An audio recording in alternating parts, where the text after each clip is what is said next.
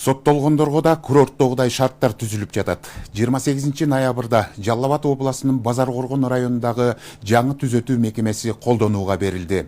2 жыл аралыгында курулуп бүткөрүлгөн объект Баймундуз айылынын жанындагы 13 гектар жер тилкеде жайгашып, талаптарга ылайык салынган. Соттолгон жарандарды кармоочу жай 1250 орунга ылайыкташып, кошумча 12 өндүрүштүк ишканалары бир аянтчага курулган. Бул мекемеде соттолгондор жумуш менен камсыз болуп, айлык маян алып, укуктары корголгон абакта жазасын өтөшөт. Ал эми Жалал Абад шаарындагы мурдагы түрмөкананын оорду өзүнчө борборго айланууда. 8 гектарга жакын аймакка административдик имараттар, борбордук аянт, маданий жана эс алуучу жайлар курулууда. Бул аракет мамлекеттик кызматкерлерге керектүү шарттарды жаратуу, шаар инфраструктурасын жакшыртуу максатында колго алынган. Кесиптешим Асель Сыдыкова эски түрмөнүн ордуна курулуп жаткан имараттар жана жаңы ачылган түзөтүү мекемесинде түзүлгөн шарттар менен жеринен таанышып кайткан. Кененирээк кийинки материалда сөз болот.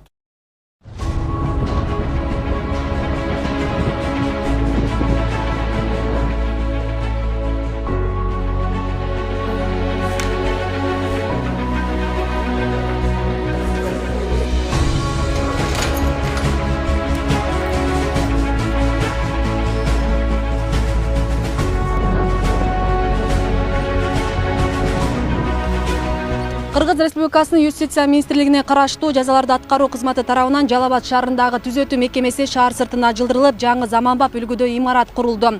Ага ылайык эми мурдагы номер 10 мекеме Базар Коргон районуна караштуу Бейшикчоон айыл өкмөтүнүн Баймундуз айылындагы 13 гектар жерде жайгашты.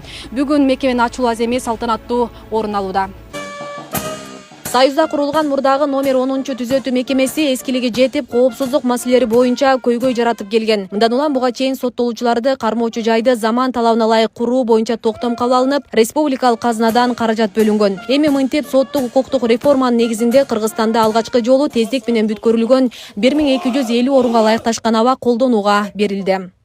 1250 орунга ылайыкталган жалпы жана катуу режимдеги жаңы түзөтүү мекемесин шаардан 35 чакырым алыстыкка куруу менен соттолгондорду талаптагыдай кайтарууга, жарандардын коопсуздугун сактоого, шаардын инфраструктурасын жакшыртууга шарт түзүп, соттолгондорду конвой менен ташууда мекеме кызматкерлерин жана коомчулуктун коопсуздугун камсыз кылууга мүмкүнчүлүгү түзүлдү деп айтсак болот.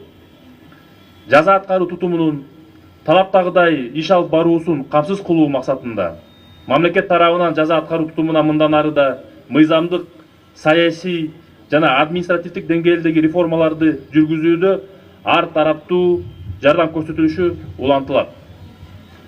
Сөзүмдү жыйынтыктап жатып, мамлекеттин жана жеке өзүмдүн атымдан жазаларды аткаруу кызматынын жана кайтаруу жана конвой кызматынын жетекчилигине жана жалпы өздүк курамына мекенибиз үчүн өтөп жаткан ак ниет эмгеги, кызматтын ишин өнүктүрүүгө кошкон салымы үчүн ыраазычылык билдирем. Жаза аткаруу кызматында акыркы 4 жылында мамлекеттин колдоосу менен алгылыктуу иштер жүрүп жатат. Бул Сокулук районунда номер 19 мекемени иш жүзүнө киргизүү, Аламин районунда соттолгон үчүн жаңы оорукананын курулушу, Сузак районунда жаңы 53 тергөө мекемеси иш жүзүнө кириши жана Борбор калаабызда номер 47 мекеме жоюлуп, ал жерде турак жай комплексинин курулушу. Бирок силер көрүп тургандай масштабтагы курулуш биздин мамлекетибиздин жаза аткаруу тутумундагы тарыхындагы эң биринчи көрүнүш болуп отурат. Бул жерде коопсуздук маселелери жогорку каралган, соттолгондорду эмгекке тартуу мүмкүнчүлүктөрү түзүлгөн, аларды кайра социалдаштыруу үчүн мүмкүнчүлүктөрү түзүлгөн жаңы мекеме ачылып жатат. Жаза аткаруу кызматында 12 өндүрүштүк ишкананы ачуу пландалган. Буга карата 180-280 соттолгондор ишке орношуусу күтүлүүдө. Учурда анын 7-сі ишке берилип, жаза мүнөтүн өтөп жаткандар жумуш орундары менен камсыз болуп, алгачкы айлык маяналары колдоруна тийген. Бардык шарттар барда иштеген. Азыр иштеп өзүбүзгө үй бүлөгө жардам берип атабыз, айлыктарды алып.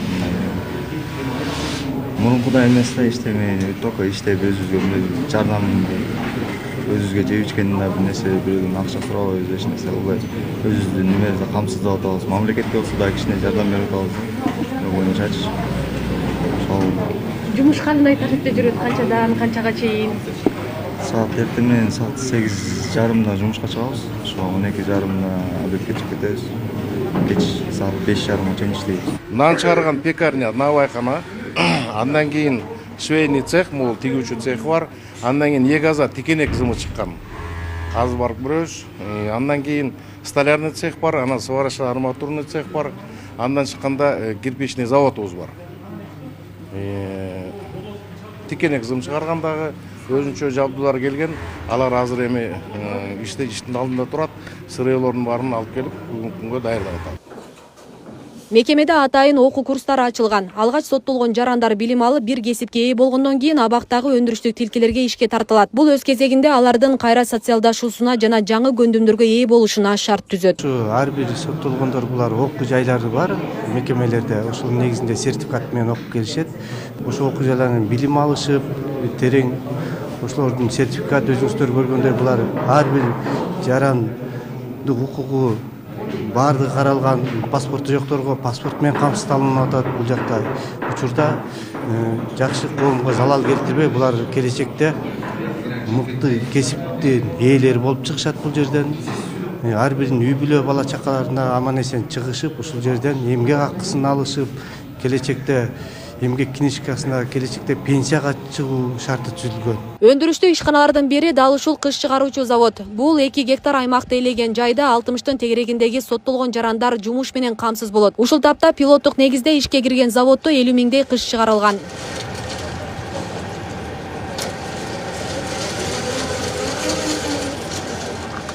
Бул жерден айлык маянасы ушунда биз калькуляционный баасын чыгарганда примерно эгерде кирпич 7 сом турса, же 8 сом болгон болсо, ошондо бир кирпичтен 1 сом маянага кетет.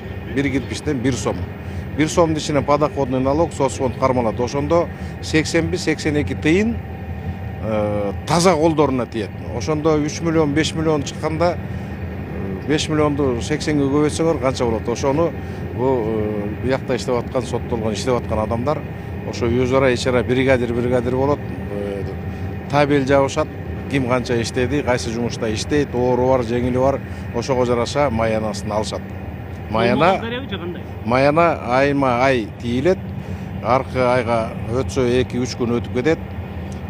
Бул маяналар болсо өзлөрүнүн жанагы паспорттук көрсөткүчтөрүнүн негизинде бул мекемеде депозитный эсепке түшөт. Депозитный эсепке түшкөндө булар өзүнүн эмне жашоо турмушуна эмне керек болсо ошол тизмени беришет. Ошол тизме менен барып магазинден сатып алып келип, колуна кол коюп, муну алдык деп, ошончо акчасына алдык деп, анан акчасын жарым мың оротобу, үйүнө салабы, же туугандарына береби, доверенность менен, ишеним кат менен туугандар келип алып кетсе болот акчасын. Абактын ичинде 2 кабаттан турган медицина бөлүмү дагы бар. Биринчи кабатында кабыл алуу орун алса, экинчи кабатында жатып дарыланууга шарт түзүлгөн. Бул жайда соттолгондордун ден соолугуна кам көрүүгө толук мүмкүнчүлүк бар. Жатып дарылана турган 20 койкалык местабыз бар.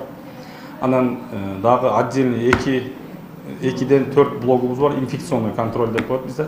Если соттолгондордун арасынан инфекциялык оорулар чыга турган болсо, аларды отдельно ошо блокто до определенного эми анын ичинен гепатит, туберкулезный отделение отдельно, башка соматический оорулардын немеси отдельный, 4 койкадан 8 койка. Эми азыр бул жерде общий 600дөй соттолгондун кармоону пландашылган. Азыркы күндө 210 соттолгон бар. Алардын ичинен азыркы ушул күндө 2 соттолгон стационарный лечениеде дарыланып атат. Амбулаторный лечениялар да бар. Алар күндүз келип дарыланып, кеч өзүнүн жатаканасында жатат. Азыркы бул күнгө бизге эми мамлекет түзүп берген шартты мечтать этетлик турасы. Бул келген оборудование, азыркы жабдууларды мына сүрөткө алдыңар. Бул жабдуулар акыркы заманбап жабдуулар. Бейле кетсек, жаза аткаруу кызматынын алдындагы объекттердин курулушу 2022 жылдын августунда башталган. Ал эми Жалал Абад шаарындагы мурдагы түрмөкананын орду бузурулуп, өзүнчө борборго айланууда. 8 гектарга жакын аймакта административдик имараттар, борбордук аян, маданий жана эс алуучу жайлар курулууда. Жаңы имараттын курулушуна ушул жылдын август айында министрлер кабинетинин төрагасынын орун басары, УКМК төрагасы Камчыбек Ташиев капсула салган.